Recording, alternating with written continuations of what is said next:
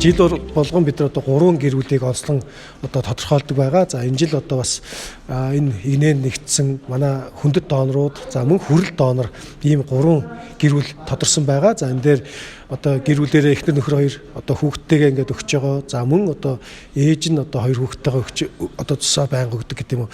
Ийм одоо олон шалгууруудыг одоо сангаж ингэж одоо энэ жилийн гэр бүлүүд тодорсон байгаа. Одоо энэ хүмүүнлэг цусаа бэлгэлдэг гэр бүлийг хүлээж авсан явдалд одоо талархлаа. Одоо энэ цусны төвийн хүүхэд залуучуудын төвөнд бас баярлалаа гэдгийг илэрхийлье. Тэгээд одоо хүмүүст одоо энэ цусаа өгөхөд одоо хүнд амьдрал бэлгэлдэг бидэнд одоо хийж чадах амны өглөг болох энэ хамгийн буянтай үйл. Одоо бид нэр л одоо 11 оноос хойш цусаа бэлгэлж байна. Тэгээ гэр бүлээрээ бас цусаа бэлгэлж байгаа. Бидний одоо нийт өгсөн тоо нийлбэр дүнгээр одоо 100 гарчихсан байна гэдэг маань 300 гаруй хүнд амьдрал бэлгэлсэн байна гэхтэр зэрэг бас их баяртай байна. 300 гаруй хүмүүст амьдрал бэлгэлсэн. Тэрний цаана 5 хүн байгаа гэж бодоход 1000 гаруй хүн тусалж ах トゥ ус болжээ.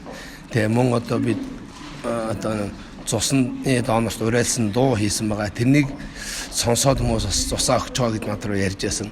Тэргээр бас нэлээд хүмүүс цус бэлгэлж байгаа.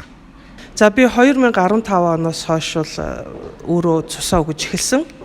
Түүнээс хойш манай хүүхдүүд маань намайг дагаж явдаг байгаад хизэнээс цусаа өгж болох вэ гэд 17 хүрээд яг өөрсдийнхөө төрсөн өдөр манай 2 хүүхд ихэр одоо 2 очмоо гэдэг. Тэгээ энэ 2 хүүхэд маань 17 насныхаа төрсөн өдрөөр өөрсдөө ирж донор болсон ийм түүхтэй юм байна. Тэгээд энэ удаад болохоор зэрэг ер нь бол улс орны хамгийн жижиг нэгж бол гэрүүл гэж би үздэг. Тэгээ ингээд донор гэрүүлүүдэд урамшуулад ингээ өргөмжлөл өгч байгаа нийслэлийн хүүхэд гэрүүл хүүхэд залуучдын хөгжлийн газартаа бас талархал илэрхийлье. За өнөөдөр ингээд цусны төвийн хамт олондоо маш их баярлалаа.